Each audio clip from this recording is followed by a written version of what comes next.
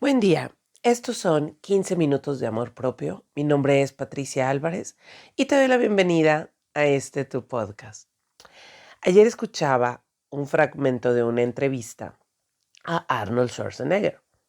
Estaba presentando un libro que sacó hace como 6 meses, pero que ha sido un gran éxito y se llama Sé útil, ¿sí?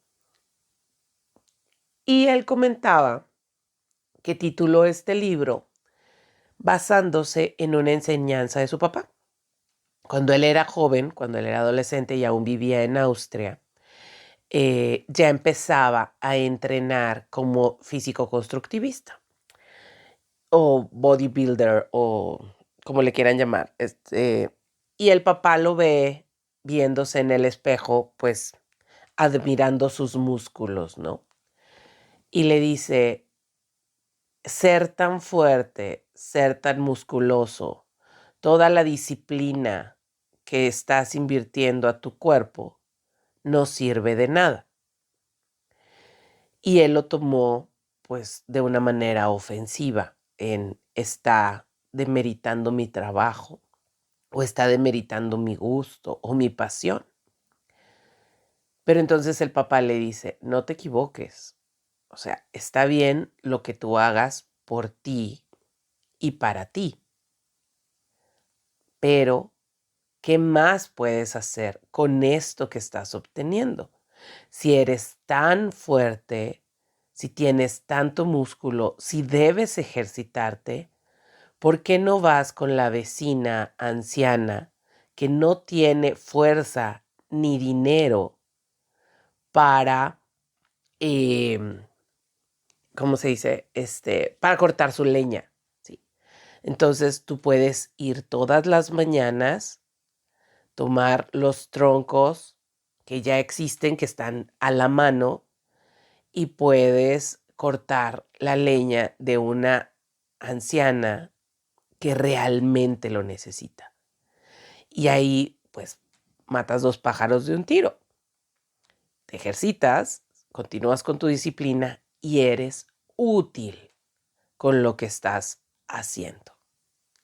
Me encantó esa, pues esa lección, ¿sí?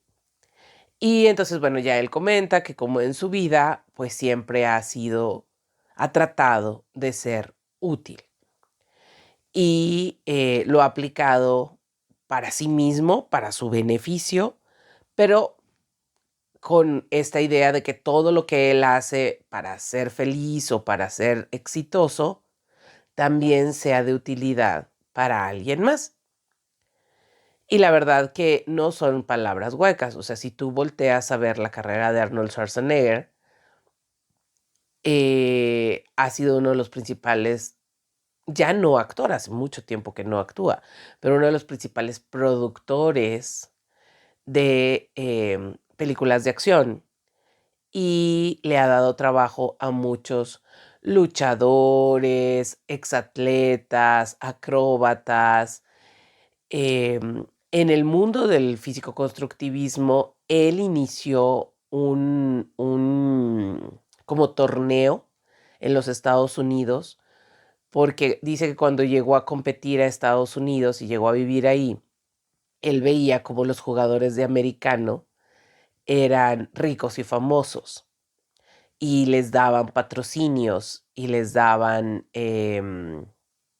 pues sí, salían en la televisión y además de atletas de alto rendimiento, pues muchos de ellos por su físico, pues eran hombres atractivos y casi creo que eran como modelos, siguen siendo. O sea, aún lo vemos con futbolistas, beisbolistas, etcétera.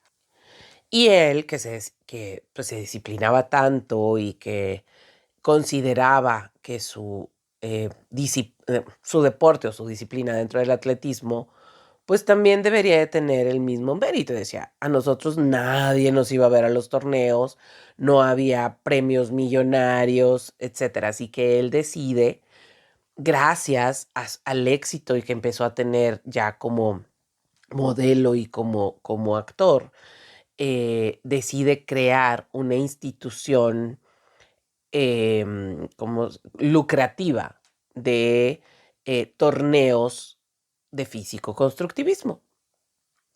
Entonces es, ok, lo que me gusta, pero también lo que puede impactar en alguien más.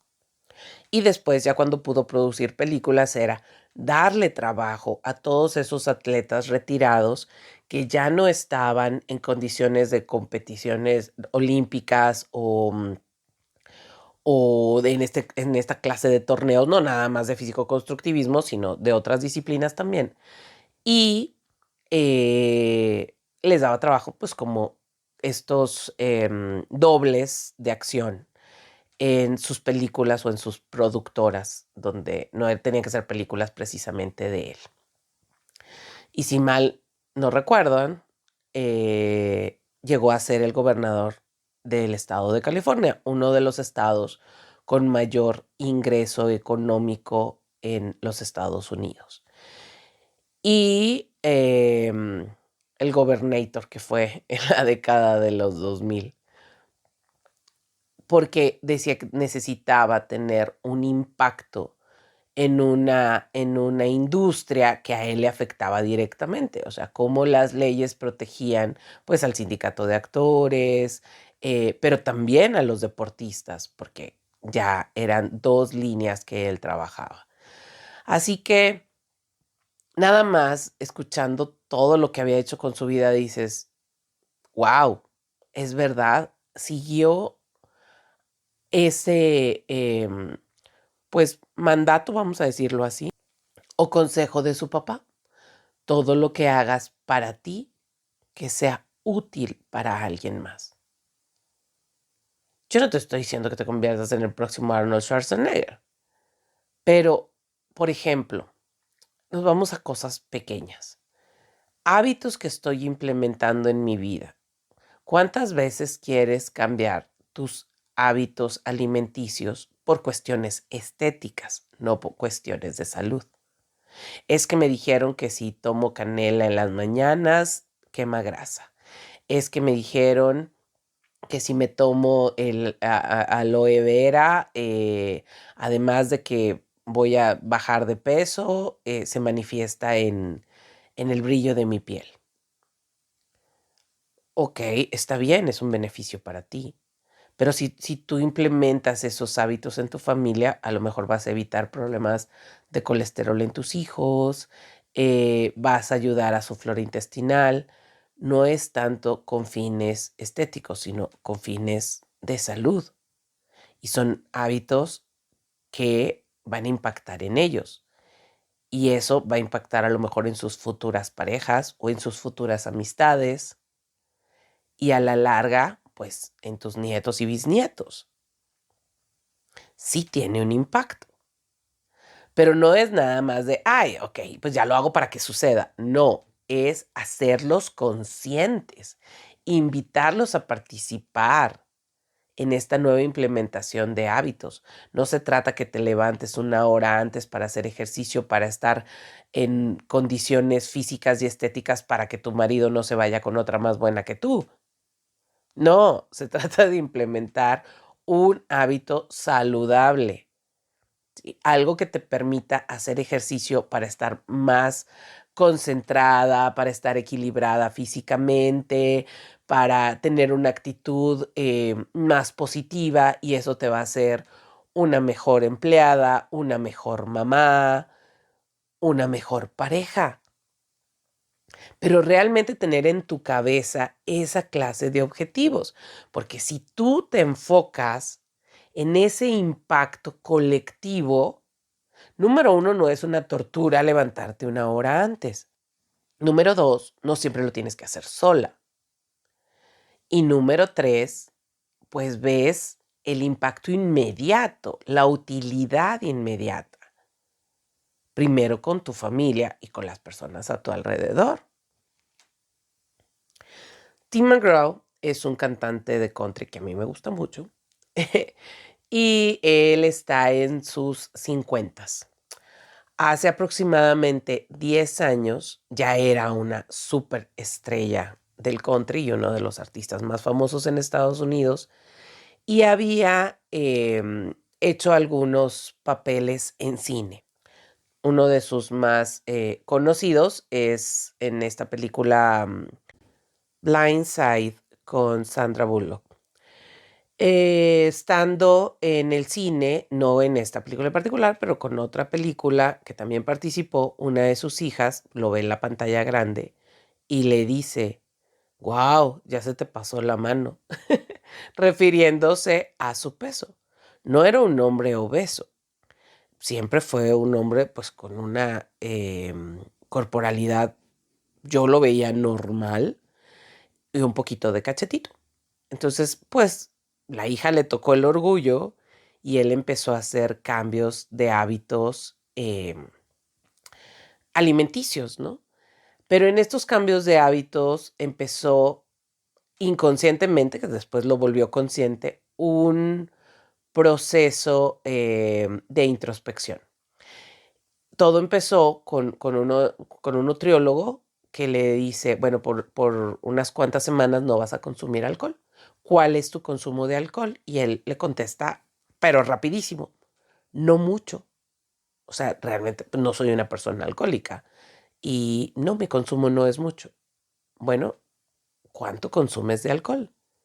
Y empezó a darse cuenta que se tomaba, sobre todo cuando estaba en gira, por lo menos un six cada día que tenía concierto. A veces daba conciertos 3 o 4 veces a la semana.